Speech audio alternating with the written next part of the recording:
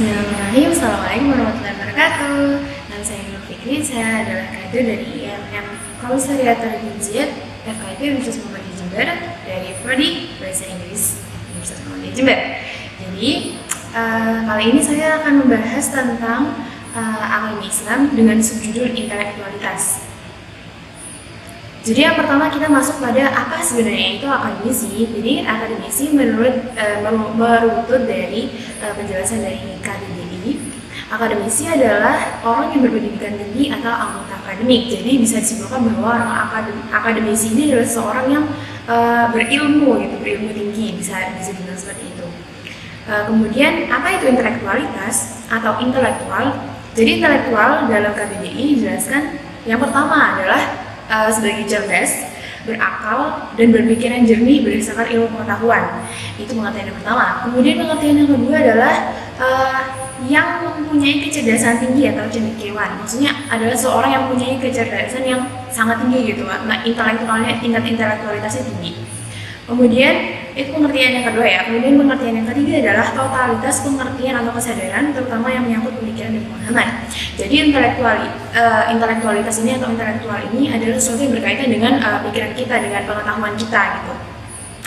Kemudian jadi berbicara kelahiran filsafat ini tidak bisa dipisahkan dari kelahiran filsafat secara historis. Nah, erat kaitannya dengan Yunani karena filsafat sendiri, filsuf-filsuf sendiri, tokoh-tokoh filsuf itu banyak yang datangnya dari Yunani. Maksudnya tuh banyak orang Yunani yang akhirnya menjadi filsuf dan tidak bisa dipungkiri bahwa pemikiran filsafat Islam pun datangnya dari filsuf-filsuf tersebut gitu. Kemudian meski tidak bisa dikatakan konsep kebenaran dalam Islam lahir dari filsafat Yunani, karena kebenaran dalam ruang filsafat berbeda dengan ruang teologis dan sains. Akan tapi filsafat dan Islam tidak memiliki makna yang konfrontatif. Filsafat menurut Magnus Seno tidak bermaksud mengatur kehidupan manusia, tapi sebagai sarana intelektual untuk menangani kehidupan manusia. Sedangkan agama memiliki otoritas dalam mengatur bagaimana manusia hidup. Jadi di sini perbedaannya, di sini perbedaan yang signifikan di mana filsafat dalam pemikiran Yunani, dalam pemikiran orang zaman dulu yang bukan Islam, itu filsafat itu sebagai media, hanya sebagai media untuk mengutarakan atau mencurahkan intelektualitas mereka. Tapi kalau dan itu tidak bersifat untuk mengatur kehidupan manusia. Sedangkan filsafat Islam itu adalah sesuatu yang juga mengatur kehidupan manusia. Karena bagaimanapun filsafat Islam itu juga pasti ada erat kaitannya dengan Al-Quran dan juga Sunnah. Kemudian tapi agama pun membutuhkan sarana tersebut. Nah, jadi meskipun filsafat itu dijadikan sarana sama Islam itu untuk salah satunya ya dengan mencurahkan intelektualitas tadi itu. Hanya saja intelektualitas Islam itu, filsafat Islam itu berdasarkan dan berlandaskan pada Al-Quran dan hadis. Kemudian oleh karenanya Islam memiliki fungsi yang sangat kuat dan filsafat di sisi yang lain menunjang fungsi Islam sebagai pemegang otoritas. Kemudian di sini adalah sosialisme Islam yang digagas oleh Hus Cokroaminoto pada tahun 1924. Yang pertama adalah kemerdekaan, kemudian kedua adalah persamaan, kemudian yang ketiga adalah persaudaraan. Kenapa tiba-tiba ada gagasan ini gitu? Jadi gagasan ini muncul atau diprakarsai oleh Hus Cokroaminoto karena pada saat itu masuk aliran-aliran kapitalistik dan komunistik ke dalam sejumlah gerakan legislasi. Kemudian jadilah akhirnya gagasan ini muncul. Kemudian tentang intelektualitas Islam ini tidak hanya berpusat pada politik.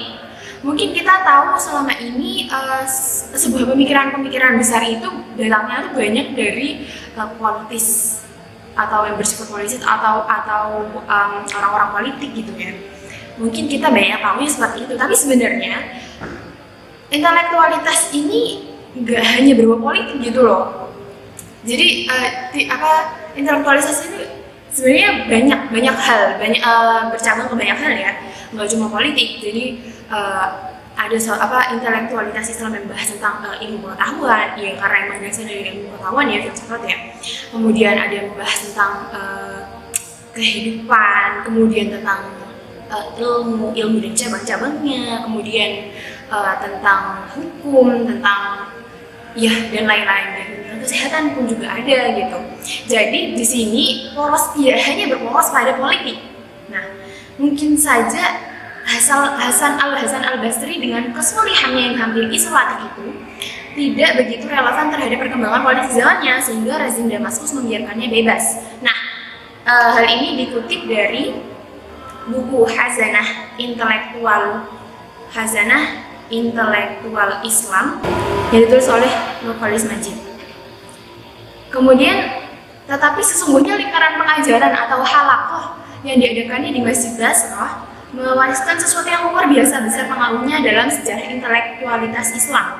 Sekalipun ia sendiri bukan seorang pemikir sistematis, namun pengajaran-pengajarannya telah berhasil menarik kalangan luas yang di kemudian hari merangsang tumbuhnya gerakan-gerakan pemikiran besar dalam Islam. Jadi Al-Hasan Al-Basri ini adalah seorang tokoh sufi, seorang tokoh filsuf dari kaum sufi, yang beliau itu sangat tertutup, bisa dibilang sangat tertutup ya orangnya, sangat bukannya antisosial, bukan. Jadi beliau itu lebih kepada gerakan yang mewariskan ilmu-ilmu yang besar lewat halakoh-halakoh itu. Jadi inilah salah satu bukti bahwa intelektualis itu tidak melulu soal politik. Jadi meskipun lewat halakoh-halakoh kecil pun, halakoh-halakoh yang diadakan di masjid-masjid, forum-forum, kalau kita sekarang bilang tuh sekarang tuh forum, kemudian obrolan santai, mungkin ya obrolan lebih santai itu, ini banyak pemikiran-pemikiran besar yang terjadi di dalamnya gitu, yang merangsang akhirnya intelektualitasme kita itu muncul. Nah, dari situlah juga nantinya muncul dari akademisi Islam selanjutnya. Jadi apa sih perbedaannya intelektual Muslim dulu dan ini?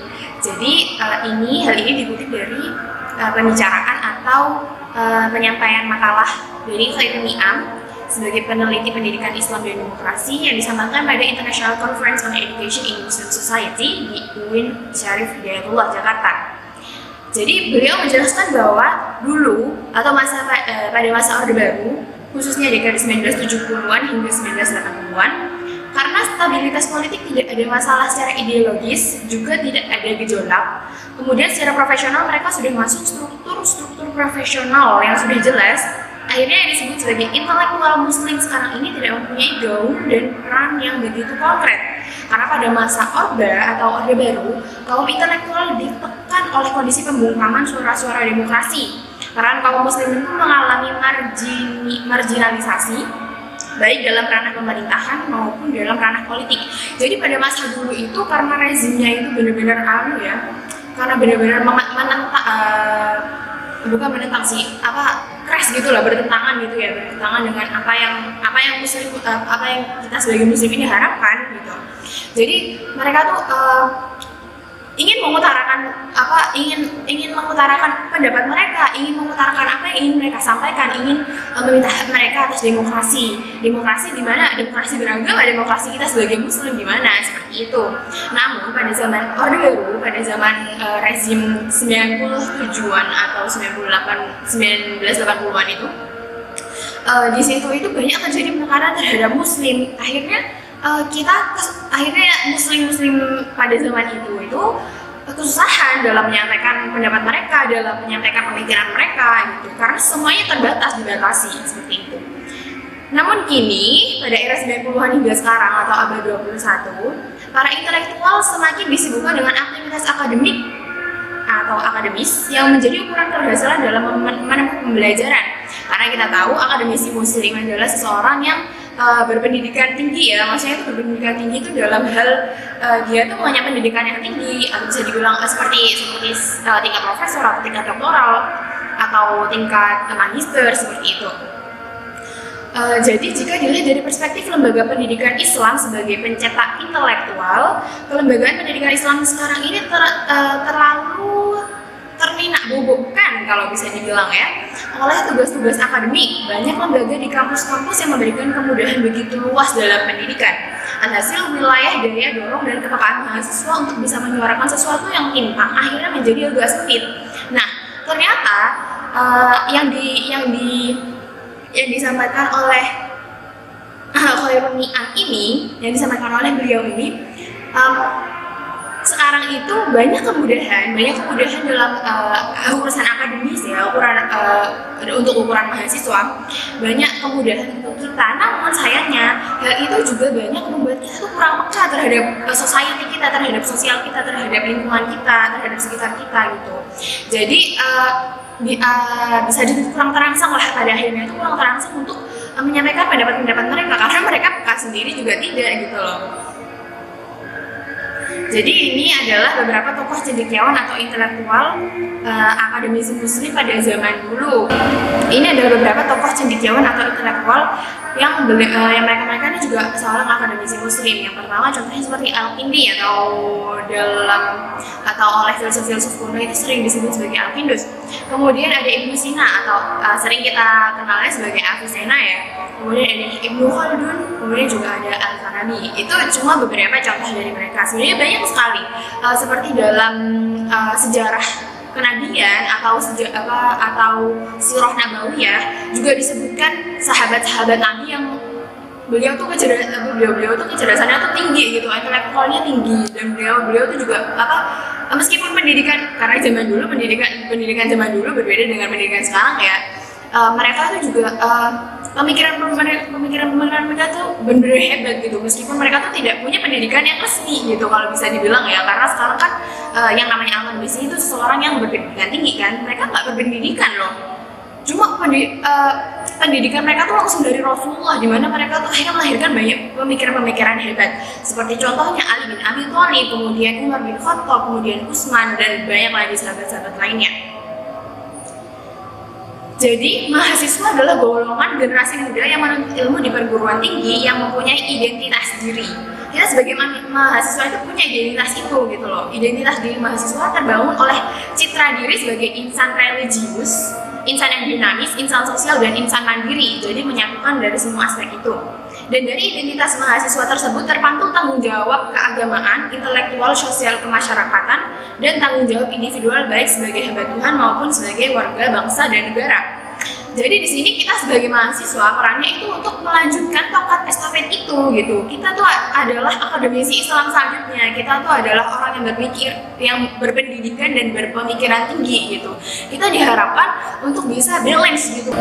Jadi selain sebagai akademisi Islam, kita harus mampu menerjemahkan karya, pemikiran, dan semangat aktivisme intelektual muslim terdahulu, seperti perjuangan Ali, Syariati, Jamaluddin Al-Afghani, Khomeini, dan masih banyak lagi tokoh pembaruan Islam lainnya.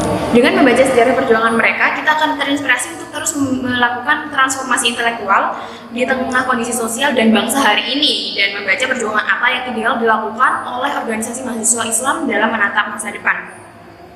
Ini yang dikatakan oleh Hilman Latif, Direktur Lazis Pusat.